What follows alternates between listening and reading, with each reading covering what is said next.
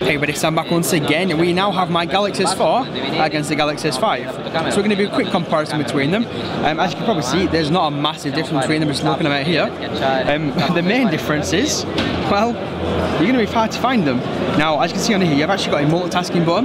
Now on this one, it's actually a menu button. So I mean, that's one of the biggest changes. The multitasking on here, obviously, would look like, if I just load an application up, looks like that, and this is the new Samsung one, so it has been reskinned, so they have added a bit more bloat to it, let's say, but let's hopefully it's not going to lag. I mean, it does seem pretty, pretty smooth in terms of the overall performance so far. The notification tray has slightly changed. As you can see here, we're going for more of a flat kind of, again, dare I say, iOS-ish kind of look. And in the settings, there's a pretty big difference between these two. As you can see, this is the new style.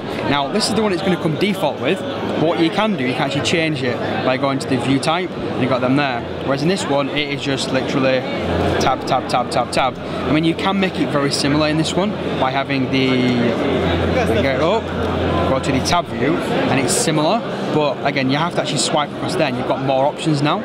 You kind of go to and see it by a bit. So I mean, that's a slight, disadvantage there. I mean, around the devices themselves, if I just turn them both off, as you can see here, the S5 is quite a bit taller.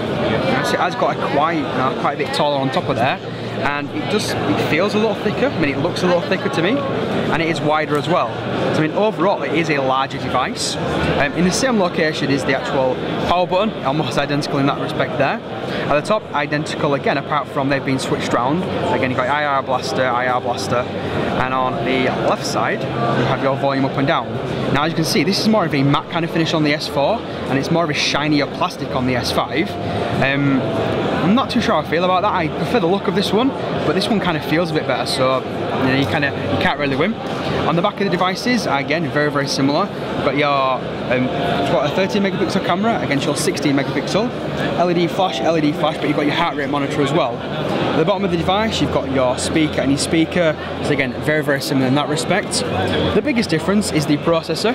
We've now got the Snapdragon 800 against the Snapdragon 600, 2.5 gigahertz, and I believe this one was 1.9 gigahertz. So yeah, a quite big speed improvement there. And obviously you've got the fingerprint scanner. It looks like I've got one on this one, but that's just a button on there. We've got a fingerprint scanner on here, and yeah, I mean, I don't know.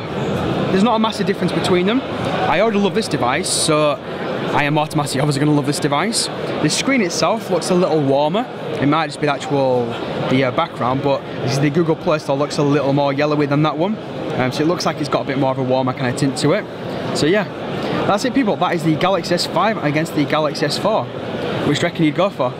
If you've got the money, you'd go for the S5, but wait for this one to drop in price. Anyway people, that's it. That's the Galaxy S4 and the Galaxy S5. Any questions, as always, leave those comments down below. Don't forget to hit me up on Twitter at samjpullen. If you're new to the channel, then hit that subscribe button, it is very much appreciated, and hit the like button as well. Anyway, thanks for watching, and you'll see me in my next one. Cheers everyone.